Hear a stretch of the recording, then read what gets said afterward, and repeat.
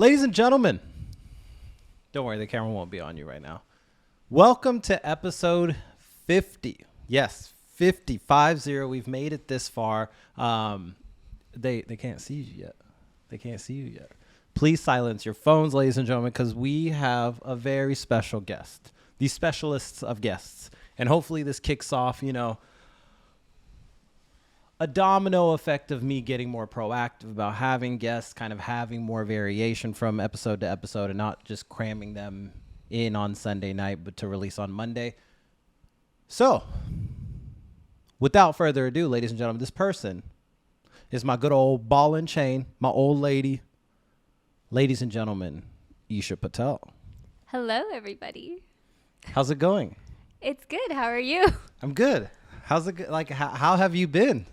I haven't seen you in so long. Oh my gosh. Yeah, it's been ages. Okay, so how's it going? No, it's okay. We're packing for India. We are leaving in 2 hours. Mm-hmm. So I'm feeling good. I'm feeling prepared. Yeah. I think it's be fun. Well, it'll be something. Yeah. It'll be India. Like she said, we quite literally have to go to the airport in probably an hour and a half. You're packed. You're good. There's a suitcase literally sitting here with just a bunch of clothes and I haven't really organized it. It's hard to pack for, India and then work travel and then more work travel. Like you want to have the cool clothes, but at the same time not be sweating. So with that being said, I have not been to India since 2005. That puts me at about 11 years old. So this will be my first time going to India as an adult. And I'm pretty excited. I will say I'm also nervous because I'm a big dude, and I'm not fluent in either Hindi, Gujarati, or any other Indian tongue. So for you have been quite a bit. Mm-hmm. Or do you think you would classify yourself as quite a bit, or do you have friends that you're like, they go a lot? I definitely have friends who go like every year, maybe twice a year sometimes. Yeah. They go a lot, but I think I've been quite a bit too, yeah. Do you feel like when you were younger, you noticed people going more frequently? I think now, because now people are adults and the ones who go are going because they choose to go and they have the money to go and stuff like that. Versus like before, it's like you go when you have vacation and your parents want to go. So yeah, I actually think now. How do you feel, kind of like what I was saying as far as I know I stick out when I'm there, right? I'm probably a foot taller than most people.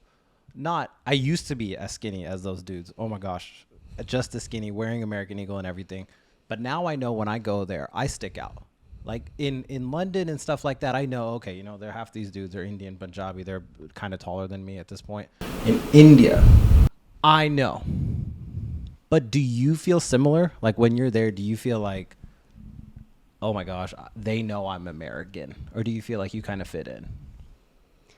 I think they know I'm American, but I feel like my soul feels at home. Interesting. So I feel like the most Isha version of myself when I'm in India. Why is that?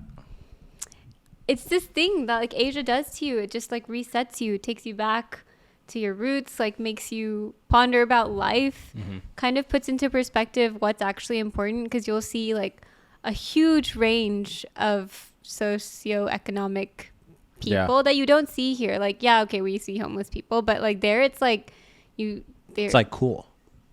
It's like I see what you're saying as far as like you see a very different life than you see here. Like I said, I haven't been in ages. What can you kind of tell me? What can I expect? Because by the time this releases, we will have probably landed, as you hear our dishwasher beep in the background. Give me 1 second. Pause. No. And action. What can I expect? So by the time this releases, hopefully we have landed by then. I know we have a 13-hour journey in the back of the back.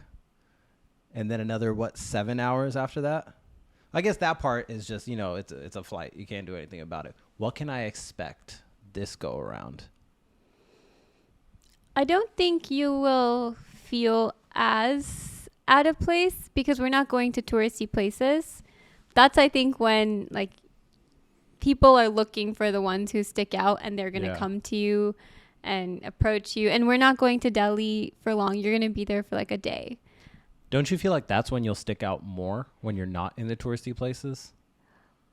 Okay, so Rishikesh is like a place that feels a bit like Europe because so many foreigners go for yoga that, Just for yoga? yeah, What?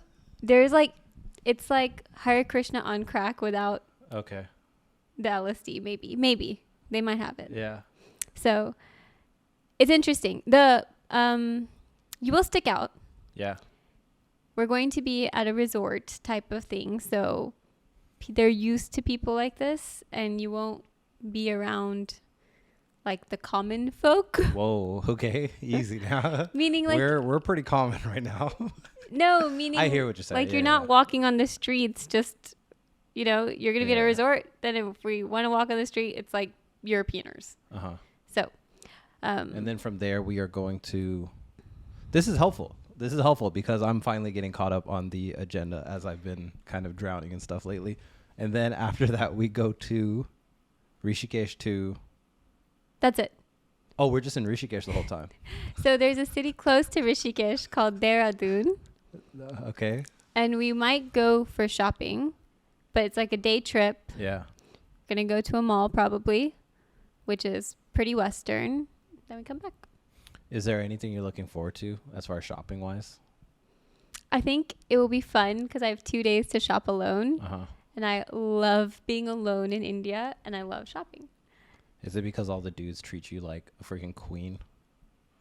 Maybe. Yeah. But also, like, you just get to take your time and you don't feel like bad that someone is waiting on you, just like sitting there, even though they treat you really well. They bring you chai and nashta and stuff. Is it similar to how it was in Trinidad that day that you guys went when, dudes are just like dishing out outfits? You need another color, they go get it. You need another size, they go get it. And all that. Yeah. That service is just can't beat it. Yeah. Even when you do it here at like, Asia Boutique in Dallas, and you're like, they want me to stop, like they want this to hurry up. And maybe they don't, but it's just a feeling you get being in America. And you're like, oh, I have to hurry with everything I do. Mm-hmm. With everything I do, I need to make sure I'm faster with this. And I also just feel bad having people bring out like, 30 outfits, 30 rolls of fabric, 30 pairs of shoes or whatever it is. So I'm looking forward to trying to, just be patient, explore all my options. Mm-hmm. Rena, I guess people on the podcast know, Rena and my mom have been sending me outfit inspiration recently. And I haven't really been vibing with it, to be honest. Yeah. Where I need to introduce my mom to Pinterest. Because I don't know where she's getting a lot of these pictures she's finding. I don't know whether it's on Aza, Gulky, any other of the websites that are just readily available. But it's been like, yo, have you seen any like modern outfits recently? Even Rena's choices. No disrespect. I was like, I feel like you knew me better. But everything she's sending is so dark. Like dark colors, dark blue, black, all this stuff. And my mom's just like, what the fuck are you doing? I asked Narain also. Where I was like, send me some inspiration. So when I go in there, I don't feel like I'm an idiot. Or I can be like, oh, hey, like at least I know, oh, okay, that's, like this type of pattern work. This is mirror work, yada, yada. But that's what I also have you for. And then you're staying for 2 whole weeks. Yes. Yeah. Okay. And then back to good old wedding planning. And we won't talk about that this time around. Don't worry. Thank God.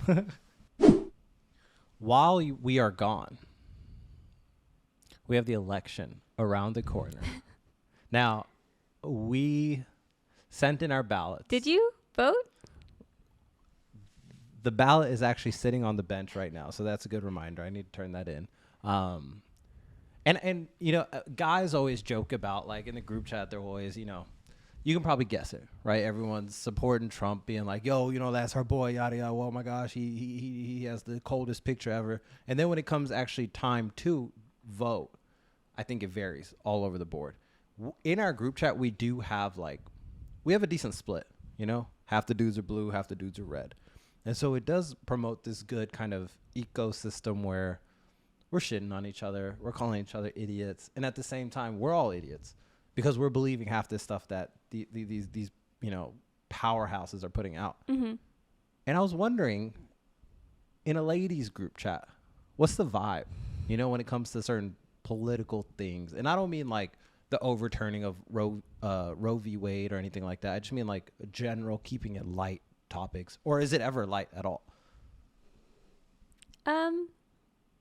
That's interesting, because I think a guy's group chat is very different in general. Like, it's always usually light, and that's something really commendable about guys. You can talk about heavy things and keep making it light.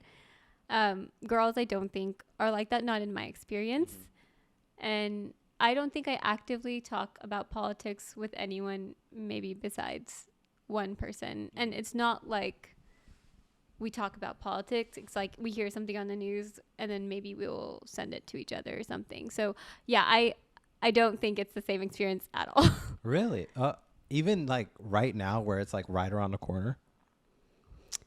Yeah, there's no election talk. I think people will like comment, like sometimes if someone's watched the debate or something, they'll be like, oh God, yeah, blah, blah. But then there's no like engagement in like policy discussion or anything. Oh, policy discussion. No. Gosh, I don't think I have a friend that knows policies to that extent where I'm like, okay, you know what? I fully believe what you're saying, or, I think you're speaking from a place of knowledge.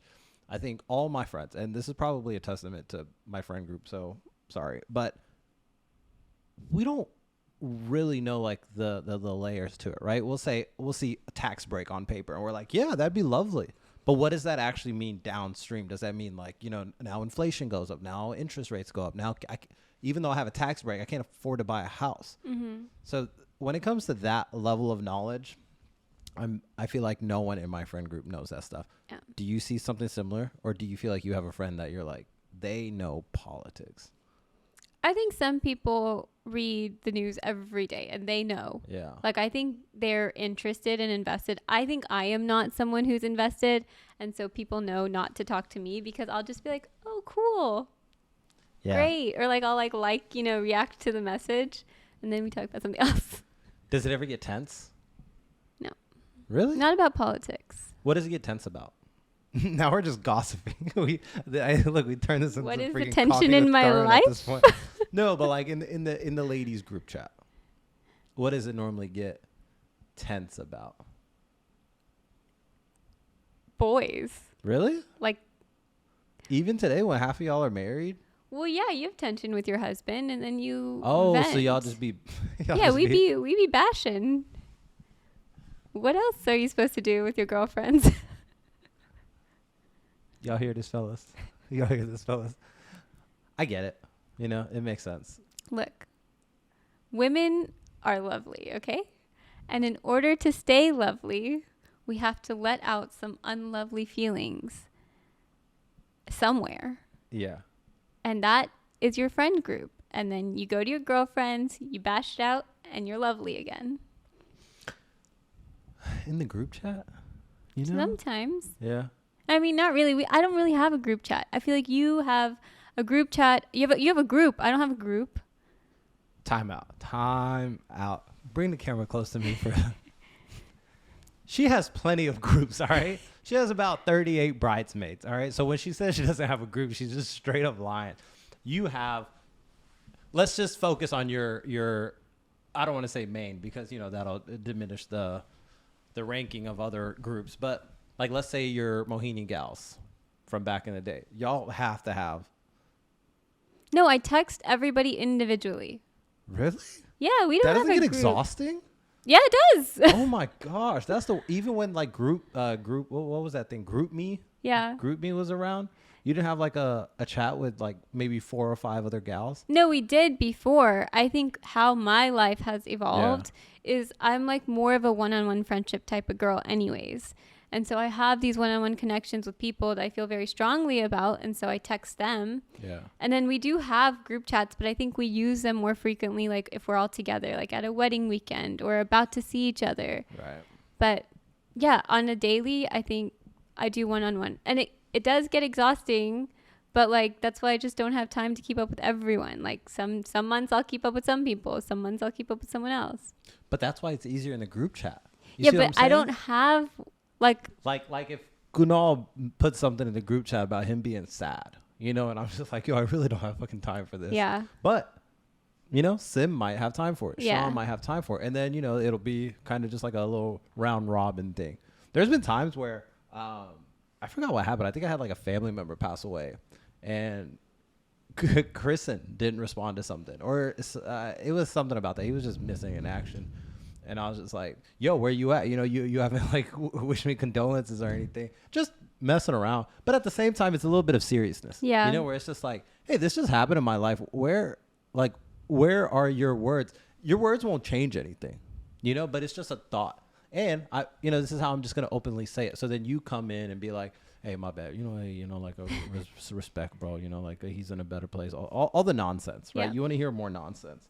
So that's why I feel like the group chat's always a safe space versus like when Arjun texts me a lot. So mano y mano, especially now that, you know, I've laid off the video games.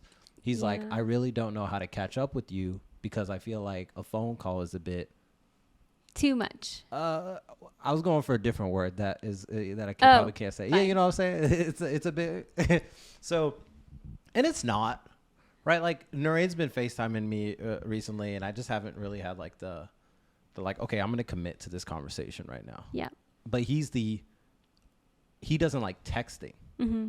If you text him, bro, you just put your phone away. He is not responding anytime soon. But if you call him. So that's why overall I feel like the group chat's where it's at. But when it comes to politics, I'm surprised. Like, yeah, does it blow up? Like, okay, so I know I said kind of ignore the Roe v. Wade stuff, but does it blow up in instances like that? I think when it comes to women's issues, I do think there's more conversation. Like, oh, how do you feel? Like, how would you handle this situation? But I genuinely feel like we have deeper conversations in person, and we don't have this type of like continuous dialogue. I also think this is a very me-like situation. Yeah. I think there are girls out there who have group chats and they talk often. And I just don't even think I could keep up with that. Like, I think even the one-on-ones are already enough. It's a certain amount of energy. Yeah. And then at some point you just mute it. And then you're like, and now then, what's the point of this? Yeah, and I feel behind and I have to read everyone's messages. And it's like, I'm just not a group chat girl. Yeah. The guys' group chat, I don't know how many times we're going to say group chat in this podcast episode, but the guys' group chat's always booming when it comes to like sports, video games. Oh my gosh, did you see the new Call of Duty's coming out on this and this date? Oh, this is hype. I guess that takes us to kind of our next topic of like, as I've witnessed a lot of kind of the people we grew up with in the celebrity world, whether it's actors, musicians, and dissecting like, okay, this is how men have kind of steered towards, and this is how women have steered towards. I've always noticed this more playfulness, or like you always see this inner child when it comes to a lot of dudes, but you always see this more of the responsibleness. I'm making up words now, but you kind of see what I'm getting at, where it's like, and maybe it comes with motherhood, I don't know, but the lady seems much more kind of on top of her shit. She's responsible for a million things. While the dude, he may, you know, have a hard surface, but when he gets together with his dudes and maybe has a beer or two, he'll laugh at like fart jokes and stuff like that. Have you noticed something similar when it comes to kind of like observing people as they get past the age of, let's say, 35, 40? Yeah. I would say my take is, and my experience is, growing up, like girls, especially South Asian girls, are like raised and expected to do a lot. Like I was raised expected to help with dinner and cook and clean, and then it's just, you're just expected, and then emotionally, like you just learn, like you have to take care of your parents' emotions at some point too, and then you have to take care of your siblings, and it's just like girls are just brought up doing so much, and so I think we carry that on, and I think guys have a lot of leeway in South Asian families, especially. Yeah. You can do anything and you will be praised for it. which is fantastic for you. Like, I think it's given you like this confidence and playfulness. And I think it's so, so cool. I don't think I was lucky enough. I mean, I am somewhat lucky because I am a younger sibling and my sister took a lot for me. Yeah. Great. But I do think still I was expected to do a lot. And I see this pattern with all of my girlfriends. All of my South Asian girls, they're like super women. They're just like so type A too. Like they have to be so organized and they're taking care. And now they're taking care of their husbands. Like I'm so lucky that you are not that. I don't know. I've been, you know, like when we first started dating, I know we kind of talked about like this whole, brown boys are all just mama boys, you know, mama's boys and whatnot. And I've been working on, I've still been working on this joke where it's just like, hey, I'm sorry my mom loved me, you know, like you know, like kind of twisting it where it's like, yo, we didn't do anything. Yeah. You know, we literally just grew up and they just loved us more. Mm-hmm. And I don't even know if it's a matter of loved us more, but they were lighter with things. You know, they had this almost kind of mentality to take care of things. Whereas dads, it's the opposite, where they're much more harder on you.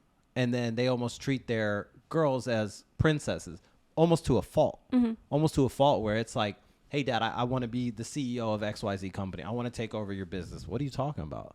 You're a girl, you know, like that's where you start getting into some of the sexism stuff. So if you appreciate the princessness of it, it's nice.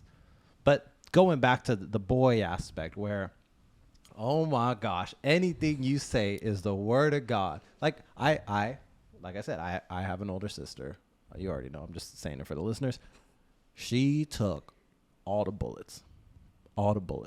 And I don't think I realized it quite early on, but maybe when by the time she left to college, and then I was dealing with a lot of stuff where I'm just like, hey, this never used to be on my plate. And now post, like in adulthood life, even with her being a mom, she still kind of bears a lot of the emotional stuff. And my thing has always just been like, hey, I'm here. I'm not like, and maybe I've done a bad job at the opportunities that I did get to accept and kind of help with that. But what am I supposed to do? Mm-hmm. And then I got these women coming around talking about you're a mama's boy, and it's like, yo, what do you want me to do, man? No, I'm obviously joking about that bit, but it's tough when you especially have to kind of like, you're molded to just, yo, get that done. Whereas a guy just has leeway to a certain extent. I think things have shifted quite a bit. And yeah, I guess a question for you, so I'm not talking too much, is do you feel like there's a shift happening or coming?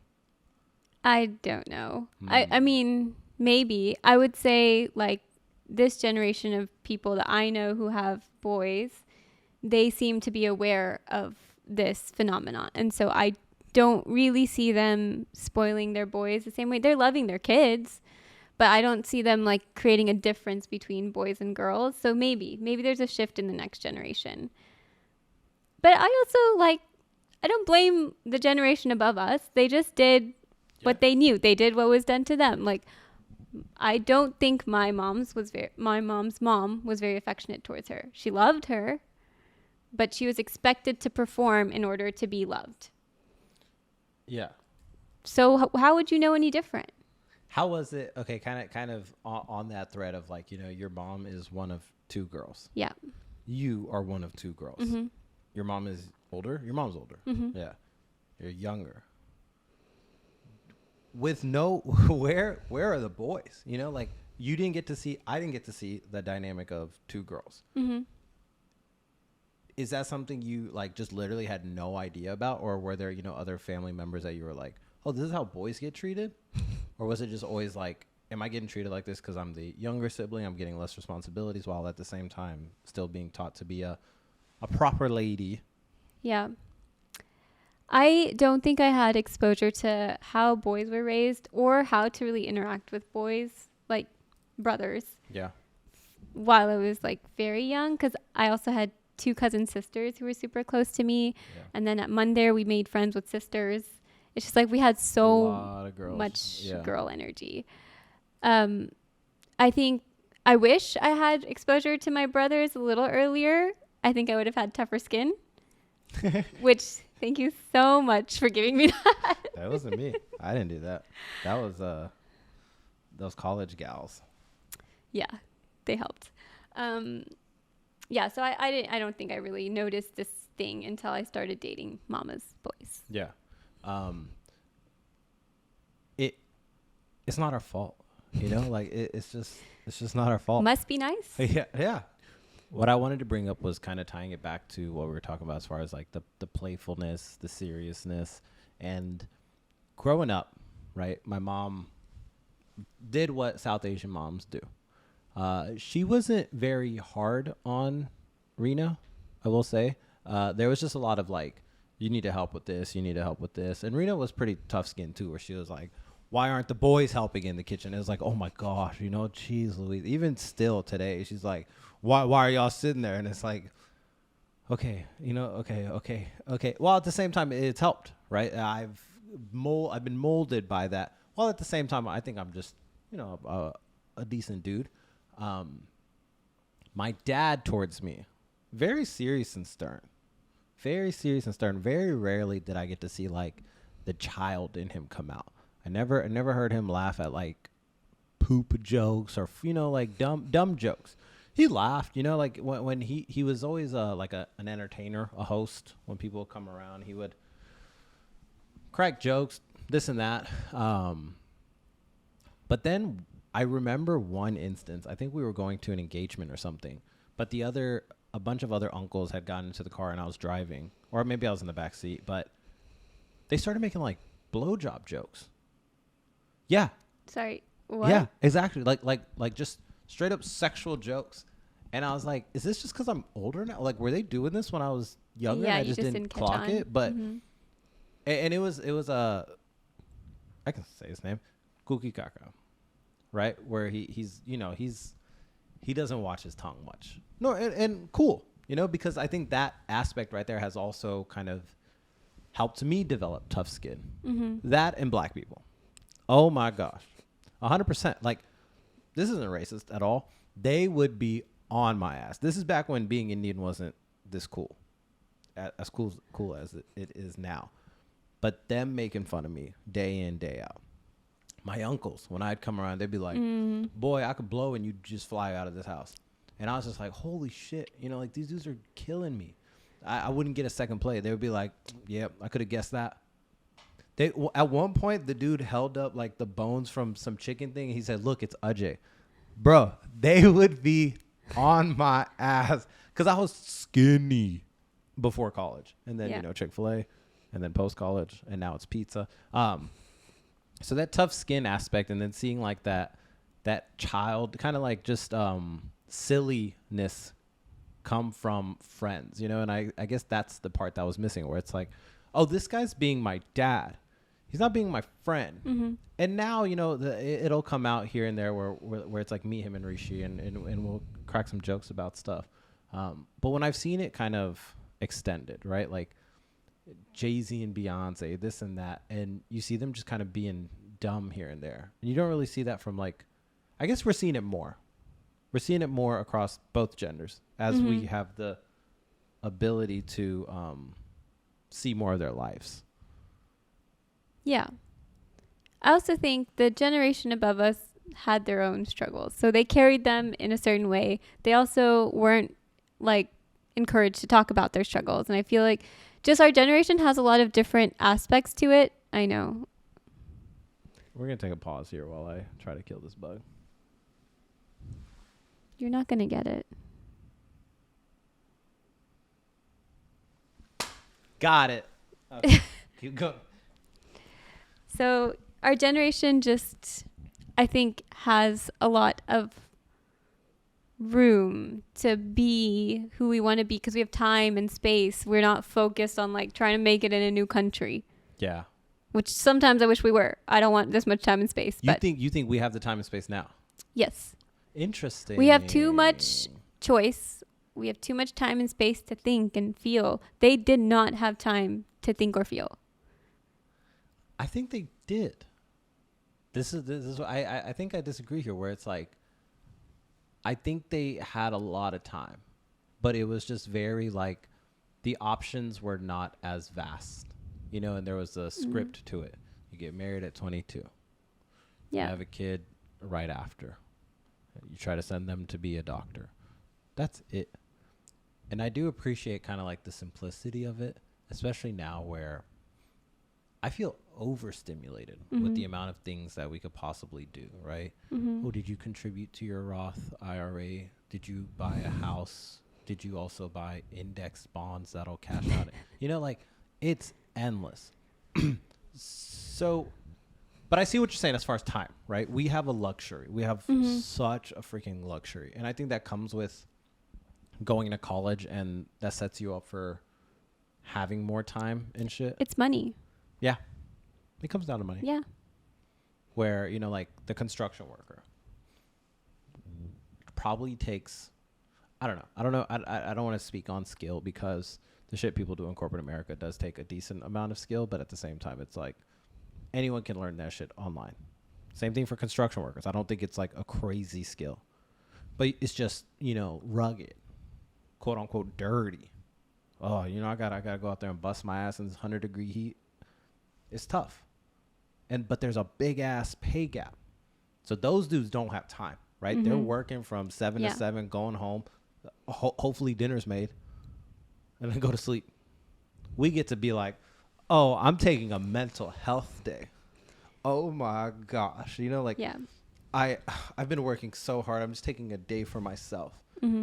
I hate that that's become a thing where people don't just kind of push through the first signs of adversity. Yeah, I agree. Like, I think we can judge it, but we also partake in it. So, yeah, whatever. To close out the silliness, boys and girls being children within, in a year where we've dealt with a handful of like great things and bad things. Yeah. What is one kind of piece of advice you have? And remember, like, you know, we have millions of listeners, and it ranges from all ages, mainly 25 to 38. But what is a piece of advice that you have that has helped you keep your head on straight? Yeah. What is a piece of advice that you have that has helped you keep your head on straight? Whether it's doing something silly, doing something productive, anything but a vice. You know, we're not trying to push alcohol. Right. Yeah, of course. I think my biggest takeaway from the last few months that have been very hard have been like we control how we react to situations in life that we cannot control. So I think assess what you can control and do the best with what you have. Like, also think if you are upset, go for a walk. Like, I do think a walk can solve literally most things in your mind. Just go for a walk. I agree. It definitely gives you that time to start organizing your thoughts, which has been very easy to do. As you guys know, on the other side of the camera, we live in Los Angeles, California. We live in a beautiful spot in a great city, within the city. And this actually marks our 2-year anniversary of being here. Oh, wow. Yeah. See? All types of surprises. Now, it's taken 2 years to get to episode 50, but here we are. You know, the podcast started a year ago, and the comedy career has been put on hold as we need to pay some bills. But 2 years in Los Angeles. I want to kind of ask you, almost like we're treating this, since you're a senior PM, let's throw some retro sprinkles on this. Okay. What has gone good? What has gone bad?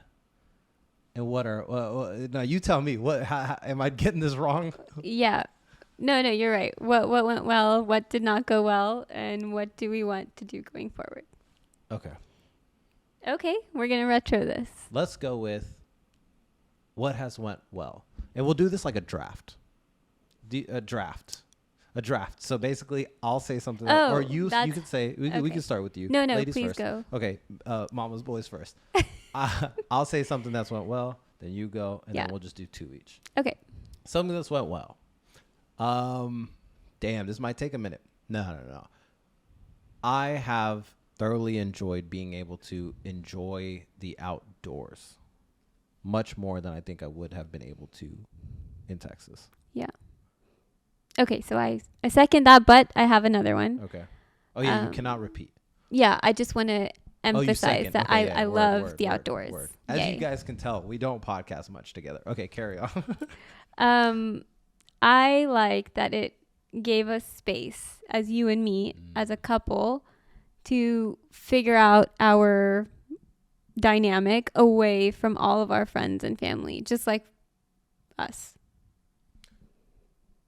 I second that. I stamp that. No. I do think so because I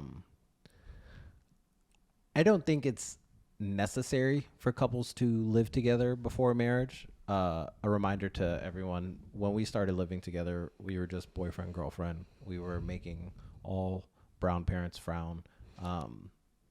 But whether it happens before marriage or after marriage, it takes time. It takes time to find that wavelength. And there's a lot of friction up front. And even now we still run into a bump here and there, right? Where it's like, put the hangers away type shit. But you just hope that it becomes less. Yeah. So I do, like I said, I second that. What else has went well? The food has been,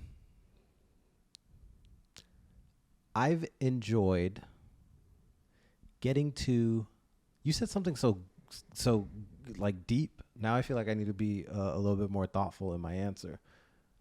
I've just overall have enjoyed saying, yeah, I live in Los Angeles. I like it. It's a little pompous, but at the same time, it's like, oh, like, I don't know any of my other friends right now that have, made a major move like that. Like Kristen lived in Kansas City for a little bit, but it's Kansas City. You know what I'm saying? Like Los Angeles is Los Angeles. I'm not saying we haven't been doing a lot of Los Angeles things, but it's been fun being here and saying we are here. Now it's your turn in the draft. Right. Oh, you want time to think? We can move on to what's gone bad. Well, I do think being here has gotten us to do things that we would not have done in Texas. I don't think I would have gone to a pottery class. Okay. Unless like someone else wanted to, but you wanted to here and we walked to it. Like also that we walked. Oh. You're exposing me. You're exposing my pottery. My pottery. You liked it. Yeah. Okay, let's get rid of the draft nonsense. Let's just keep it more high fine. Level. Where what's gone good is I think we've both have enjoyed the weather. Yes. We've gotten to enjoy maybe like a handful of people we've met. Oh, there's no bugs. I mean, there was one here, but not as much. Like probably 5% of the bugs that are in Texas. Yeah. Love it. Especially in like no matter where you are, because I've seen in the major cities you don't see a lot of bugs in like the city, Mm-hmm. but if you're in the burbs, you got mosquitoes everywhere. And those cicadas. What else has gone good? I feel like we should have a better list of things. I've enjoyed our apartment. I've enjoyed, like Isha was saying, is the different things that we've tried, whether it's a pottery class, a heels class, starting a podcast, being an extra on a set. Jeez, I've left out so much. Being an extra on a set. Yeah. I went to Jimmy Kimmel. That was cool. I met the producer. Griffith Observatory. all the semi-tourist things. Sewing. So you see what I'm saying? Also, sewing class here was full of people that were my age versus I do genuinely think sewing class in Texas would be a very different age range. Yeah. You get into this creator mindset. Mm-hmm. And I remember when Noreen and Vish were here, they were kind of saying something similar where when you have conversations with people in New York, you get a lot of like, what do you do for work? Mm-hmm. And it's a lot of finance, yada, yada. Here, it's a lot of creative stuff. Oh, I'm a photographer for this. I'm a videographer for this. I'm an executive assistant for Amazon Prime or whatnot. So that's been pretty neat, especially as someone that loves entertainment. Mm-hmm. It's been really cool to see. Now, I think, okay, we're not there yet. What have we not enjoyed? No, I get to go first now. You get the hour. It is expensive. It is so expensive. I think we both learned that we are also spenders. And so it's just been very humbling, I think, because we cannot be spenders as we would want to be. Yeah. Yeah. Not even just the spending. Yeah. Los Angeles itself, I 100% agree. It's also been the aspect of any time during, we moved here during a period of all our friends getting married. So that was a lot of traveling back and forth to Texas, whether it was Houston, Dallas, Austin, doesn't matter. We were traveling quite a bit. And even things like when we went to Ramya's birthday in DC, it's a 7-hour leg. Like, Los Angeles is not convenient for some of those things. I have also not enjoyed being on Pacific time more than I have enjoyed it. Like, I've enjoyed it for sometimes when, like, the game's on at 5, a basketball game's on at 5, and I can go to sleep by 8, 9. Oh, my God, the traffic. The traffic. We just sound like complaining little children, you know? We like, already did the the traffic good is so bad. Yeah, but see, it's just like talking to your coworker, where it's like, when I guess talking to anyone, when you're talking about the bad stuff, more than often, the list is quite long. Mm-hmm. And we just haven't been. We don't drive much. When we both moved here, we were both working remote. We didn't leave the house much, and we would run into traffic once. Yeah, rarely. Every month, you know. Mm-hmm. Now that I drive to Irvine 3 times a week. And we've had to do a handful of trips for like tastings, maybe going to see a venue, of accommodations for a wedding. We have sat in so much traffic. Yes. And when our parents come here, I'll let you talk about this. Like, you can just feel that they're like, what in the fuck is this? Yes. Like, your mom in the back seat, she just kept being like, and I get it. Yeah. It's tough just sitting in a car for that long and not actually going anywhere. Yeah. You're going like 10 miles and it took an hour. I know. It's miserable. I do feel bad for you. Me? You have to drive so much. Oh, I mean, you got to deal with, you're about to be dealing with this shit too a lot. We'll see. Oh, I missed something good. Okay. I feel like my fashion sense has always been LA. And I just feel so comfortable being here and trying to like experiment with different things and just like being me. Like, I think I have a weird fashion sense and I think it's so cool here versus like some other places. I think people, I stood out like as like, what are you wearing? Yeah. But I just love that everybody is weird here. Even when your friends come here, they're like, what do you wear? You know, like, what are these big pants, big hoodie? But then they get caught up in it. Yeah. Like Natasha, perfect example, where when she comes here, she wears much bigger clothes. You know, she's wearing like the baggy aloe pants, the baggy hoodie, whatever it is. And that's just the vibe. Yeah. It's much more comfortable, much more casual. You know, like, I guess I have been much more calm here. I don't think it's the weed. I think it's just being close to like a body of water. Yeah. I do. And maybe also just kind of sunshine. Where I think the vibes are, the people here are very down to earth. Like, I will say a lot of people think like LA has this like very plastic fake culture. And I do think. And it does. It exists. It exists. But I think a majority of LA is very chill, down to earth people. And I think a lot of them aren't from here. I think they all came here for this vibe and they're here. And they've created the vibe here. Yeah. So now let's move on to, what is it? Next steps? Yeah. How do we lead us, product manager? Well, I haven't product managed in 3 months.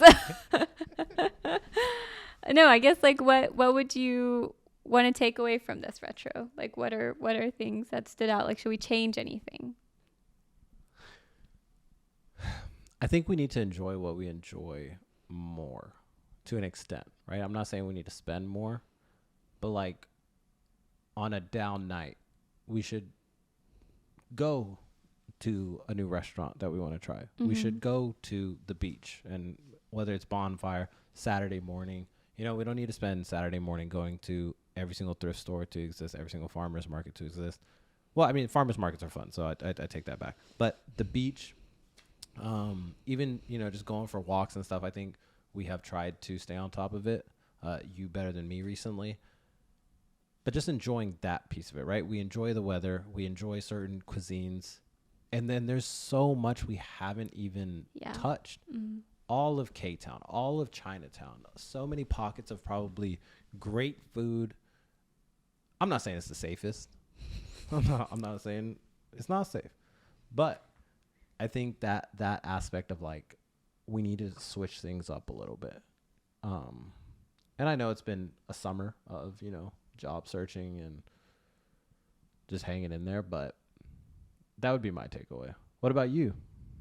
Yeah, I agree. I think we be more in the city, like be part of it. I think we've been guests for a while and acting like we're here for a temporary time, but we didn't really take advantage of like, okay, let's just be part of LA and do LA things. But I also think we can be smarter and spend less money. Yeah, and you and I have had this conversation before, where my take is that a lot of the spending comes from traveling. And if you're not traveling, you will end up spending less. I don't fully agree with you. Yeah, no, that's what I'm saying. We had this conversation. Oh, yeah, sorry. She doesn't agree. Is it getting dark on me? It is getting dark. I don't know why. Okay. So how do you end a retro? Do you just stop sharing your screen or what? You say, does anyone have anything else to share? I don't think so. I think we need to explore more and just be a little bit more conscious about, and I think this will come with like trying to get in wedding shape, where we're like, all right, we're not eating pizza and this and that. Like, we need to be fit. We need to be Santa Monica bodies. And also, like, I just need to get more used to like a work routine of like going to the gym. And also right now, with us being in this top bit of wedding planning, I think it'll ease out, especially like this first part of decision making, where, like you said, the frame to the puzzle, even though the frame probably takes less time than the inside. And maybe we're in for a lot more shit, but what do we know? What do we know? Okay, so I have two more things, not conversation points, but just plugs. But I will give you time for one question. Do you have a question for me? You didn't let me prepare. That's okay. So in the meantime, I'll give my two plugs. So firstly, we have apparel dropping. Isha actually designed the shirt. Rena helped me a lot. With the help of Rena, as mentioned earlier on this podcast, as the person that took all the bullets for me growing up and still does. Should we show the shirt? Designed by Isha and Rena. We're going to start selling these shirts. I don't really know how to set it up. I need to set up a Shopify or just have AI set it up for me. Just throw it here. But yeah, we're starting apparel, episode 50. And so I thought, let's add some ways to make some money off this thing. That and Isha, as you guys know, is quite the designer. Oh. And we recently, I kind of strong-armed her into this, but we've created a YouTube channel for her called Ish. I should probably know that. So could you kind of explain what that is? Like what content you are trying to strive to put on that? We have content. Okay.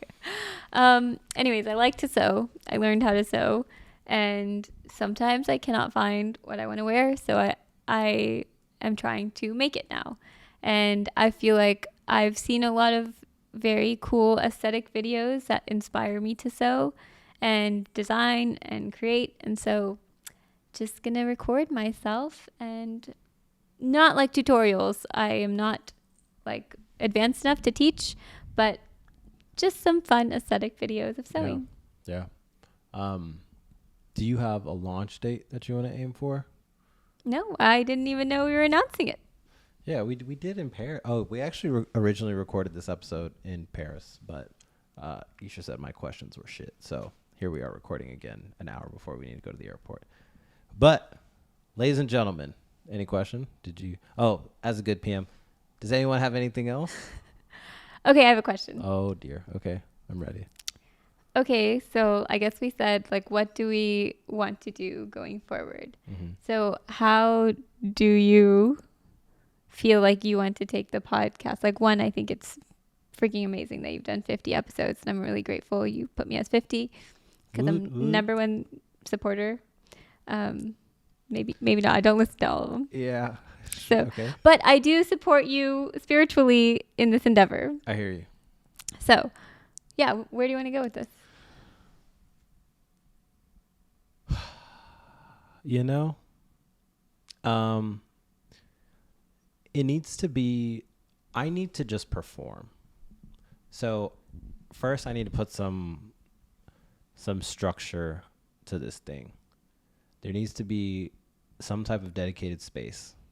But see, I don't know if that part needs to come after there's some type of income flow, but at the same time spend money to make money, you know? So that's where I'm kind of getting, because it's adding a lot of friction to record currently, where if I want to record an episode, I have to be like, hey, Isha, you know, like I'm trying to record, I got to rotate this desk, set up a camera, make sure the lighting's decent, and then edit it, then post it. And I'm not getting any type of growth on times that I'm not posting clips.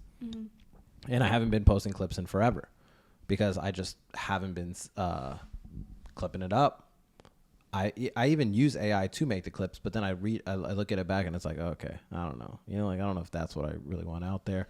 And so where I want to go with this is just a platform to have fun.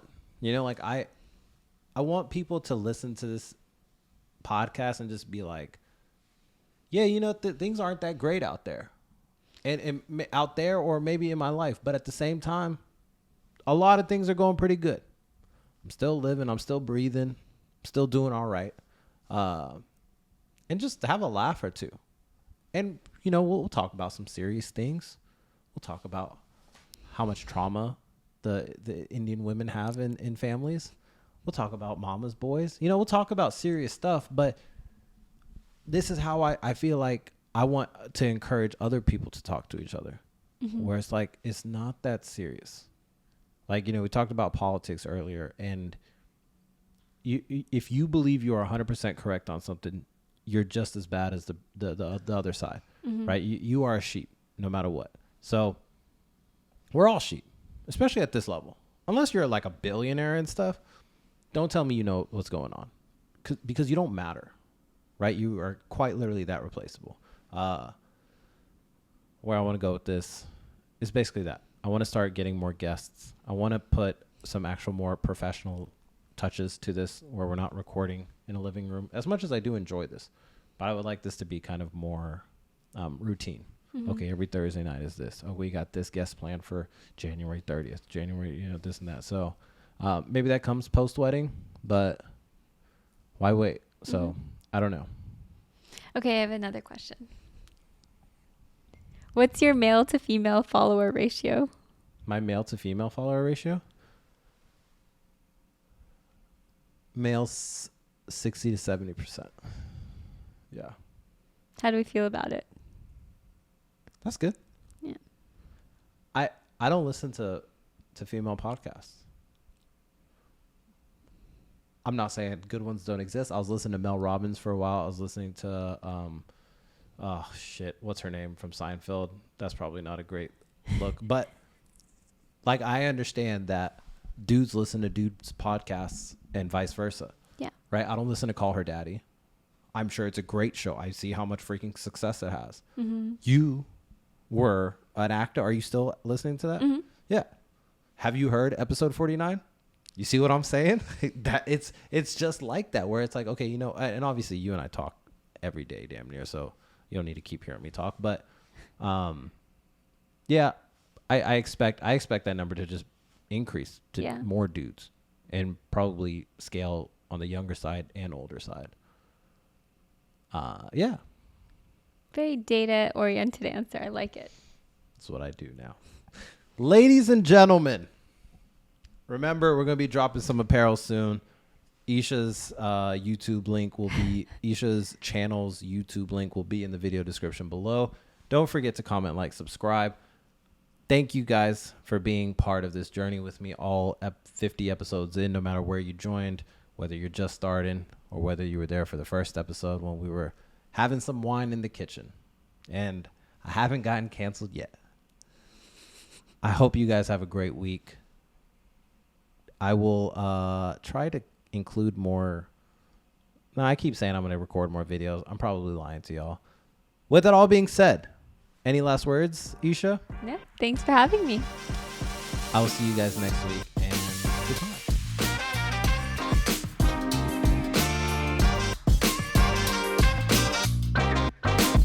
Comment, like, subscribe.